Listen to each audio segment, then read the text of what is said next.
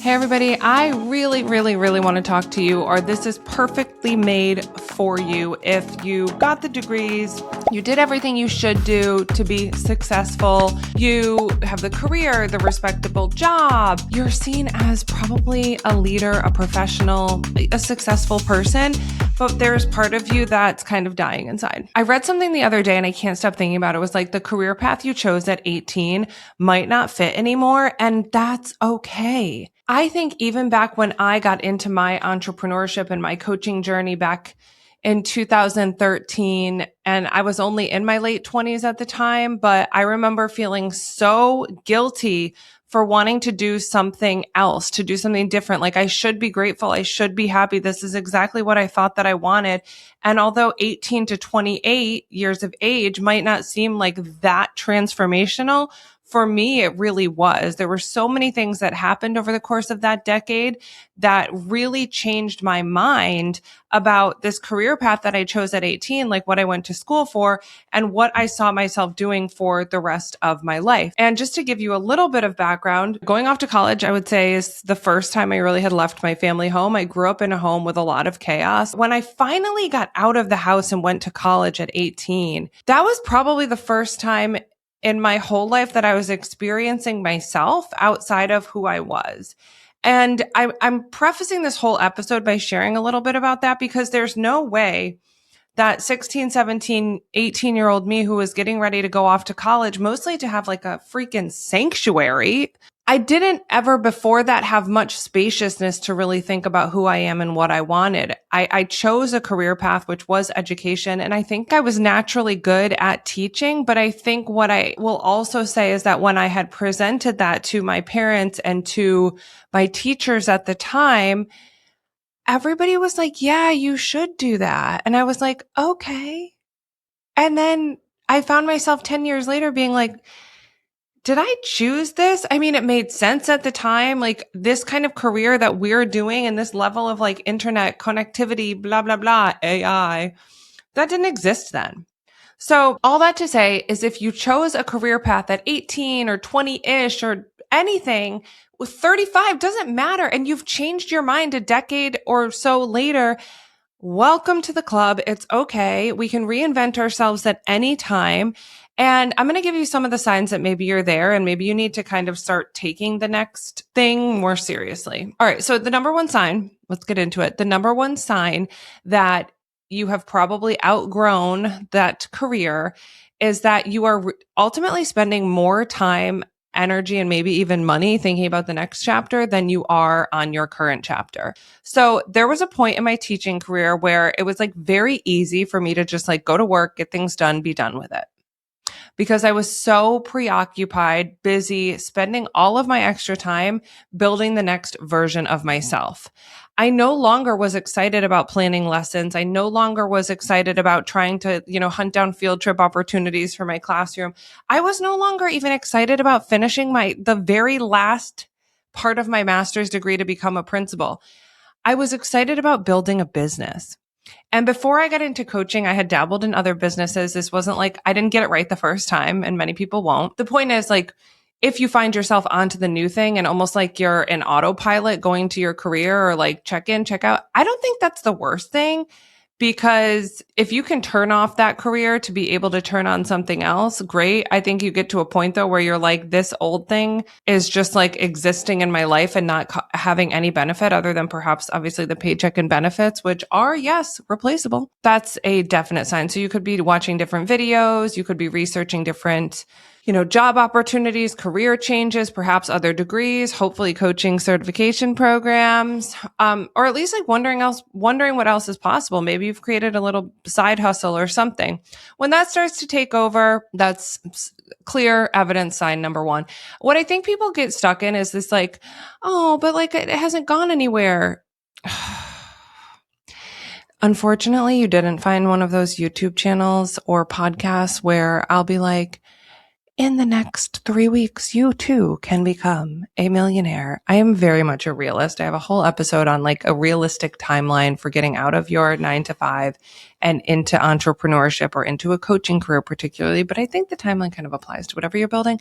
Nothing is really going to be an overnight success. So you really do have to get serious with yourself and like how much time have you actually put into selling something, growing something, building something else versus like journaling about it. That's part of the process. Researching about it, that's part of the process. But don't give up because you haven't actually taken enough legitimate action yet. I think that's where most people end up in this loop. They get really, really excited about it. They have all the information and then they do nothing. And then they're like, well, this was never going to work. And I'm like, but did you do the actions to make it work? Okay.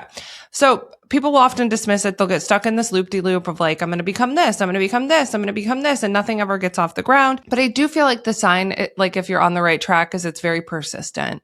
The thing that you know you're supposed to do is going to keep ticking at you. It's going to keep coming and you got to move. You got to move. Let's talk about sign number 2 because I feel like we got to move on from that because you know. When you know, you know. All right. So number 2, you have become more loyal to your resume than to your happiness. Here's what I mean. This is what I was clinging to for dear life, but I already spent so much money on college and I already have my bachelor's degree and I already have my master's degree and I'm already known as this and I already have a career here and I already have a paycheck here and I already have this extra experience there. And then I got this bonus there. And so I am my resume. And as cliche as it is, friends, you're probably replaceable. I know I was. So I'm just speaking from experience. You know what isn't though? Your visions, your purpose, your dreams, this life. And I know going after things takes so much time. It takes so much money. I am such a little wuss in many areas of my life, and I have not fully realized my purpose or potential in some areas. So I'm not preaching to you and telling you I'm perfect and I know how to do this. I was able to do this successfully in business. Okay. Every other area, work in progress. I'm working on it. But what I tell you is I know that you are more than just your resume, and you cannot cling so tightly to your degrees and to your work experience that you forget that you are also you and your interests evolve and you evolve and your purpose is, things happen in life where your purpose is realized at a later time, or God forbid something, tragic or traumatic happens and it rewrites your entire path forward. This might not be what you thought your life was going to be like when you made those decisions around those degrees and around those schools and universities and all of that. You still have a say now. Don't cling so tightly to the student loans or the certifications or the diplomas that you don't even give your evolved vision a chance. So that's sign number 2. You're just it's like your default. That was my default. I'd be like, there's no way I can do anything else because I spent so much money on student loans and I'm going to just have hundreds of thousands of dollars. First of all, Olivia, why did you do that? Like basic math would have said it was going to take an eternity on a teacher's salary to pay back a student loan. But needless to say, you have to stop solely protecting your past investments and start also building the future. All right, sign number 3, you are successful on paper, but ultimately unfulfilled in real life. Do I need to elaborate? We know what this means. You have everything that everyone wants, okay? You went to a good school, you got a good career, you make a good income, maybe you have a fancy car, fancy house, fancy. I don't know. Or maybe you're just a normal person, but you did all the things that you were supposed to do and everyone considers you to be successful. And you have nothing technically to complain about because you are so grateful, and so am I. We should be so grateful just to have a job in this economy. And while I don't disagree in gratitude does not mean we shut the door on all of our other dreams. Those things are not mutually exclusive. If you are going to bed every night feeling unfulfilled, if you are dreaming about something on and on, you got to give yourself a chance. But that's the sign. Sometimes mainstream success on paper becomes almost like an addiction to that comfort, even though it's also very uncomfortable to feel unfulfilled. It's also very uncomfortable to feel like you're missing out on your life or your potential or experiences that you want to have that may require more time, money, and freedom. And I do not buy it, even though my parents still buy it. I do not buy it that this should all wait until retirement. Maybe 50 years ago or 25 years ago even, but people are creating their own career all the time. People are inventing businesses or ideas or creative careers that literally did not exist. I'm not trying to say that any single person can be successful in a creative or entrepreneurial endeavor, but the people that are laying in bed every night with a vision and a heart for something different likely can. Let's move on to sign number 4.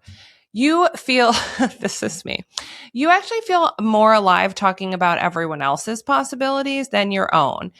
This is also, I would say, like major sign that you should be in a helping profession, like coaching or consulting or something of that nature. Like, it's almost like a little hypocritical, but like you can get really excited about everyone else. Like, oh my God, yes, you should start a business. Oh my God, you should start that photography studio or coaching business or open your private therapy practice, or you should start a, restaurant or balloon art company. Yes, I'm so proud of you. I'm going to go to all of your grand openings. I'm going to support all of your social media posts. I'm going to share everything. I'm going to refer my friends, but I'm not going to do it for myself. The lever that I want you to turn a little bit here is that if you can get so behind other people's possibilities, you can also give that to yourself. And hopefully some of those people that you've supported will also support you in your next endeavor. All right. So if you are already putting that energy out there into the world, I'm not saying stop, but I am saying you spot it, you got it. You can also do this. You can also feel that energy into you and your dreams and your visions. All right. The last sign I want to go over today is one that, again, it's kind of like an if you know, you know. So I remember very, very vividly when I knew I had to leave my education job. And I knew because it required me to walk away from a $25,000 bonus that I had earned. But if I took that bonus, I had to stay for another year. And I was kind of planning on it at first. I was like, I can, do this another year. It's fine. It's fine. Until I was just like, 1 year becomes another year. And I started feeling physically ill. There was other physical signs like weight gain, acne, just a puffy face, just so many. If your career's making you uglier, yeah. Talking about myself here, but if it resonates, it resonates. All right. I just remember feeling this like bolt of anxiety go through my body when I was like, there is no way I can do this for another 20 years. So if you sit here, you close your eyes, not if you're driving, but if you sit here and really picture yourself 5, 10, 20 years from now doing exactly what you're doing, what does that feel like? And if you're like, it's not so bad, maybe it's not. Maybe it's not so bad. Like, I always think like everybody has a price. Everybody has some type of bar for what they're willing to put up with. I don't think there was any price at that point, pre-kids, pre-COVID, pre-becoming a single mom. It was my time to take a chance on myself. There was no amount of money that would have kept me there any longer because I could not physically stand it anymore. If the thought of staying makes you feel physically unwell, that's a key sign, but you get to decide for you. I'm just giving you some of the key signs that I experience and that I often see people experience on the precipice of saying, you know what? I'm going to hang it up. I'm going to make my exit plan and I'm going to move on. I think the other thing is you don't necessarily need to know exactly what the chapter is that's going to be next. I don't think I knew it. I had no clue. When I first knew I was leaving teaching, I thought that I was going to be doing workshops for teen girls and moms. Like I thought that was my thing. That was my core offering. That was what I wanted to be doing. I did that for a while and it evolved and evolved and evolved. And now we're here. You got to give yourself space to be serious about it, to really think about it, and to just even tell yourself, like, I have made this decision. In the next 6 months, I will be doing something new. And it is your job and your responsibility to yourself to make the time to figure out what that is. All right. So I hope this was helpful. If you experience those signs, please tell me in the comments, or if you're listening to this on any type of podcast thing, leave a review and let us know if this was helpful. If you are curious about exploring coaching, because ultimately that is what this channel is about, I'm going to leave you some free resources down below. Most importantly is our Get Paid to Coach workshop. If you think that a coaching business could be your next step, and I do because I think it's the fastest and easiest way into entrepreneurship, please feel free to register for that and subscribe, because we're going to give you some more episodes that make you think, make you smarter, and hopefully make you richer. All right, we'll talk to you next time.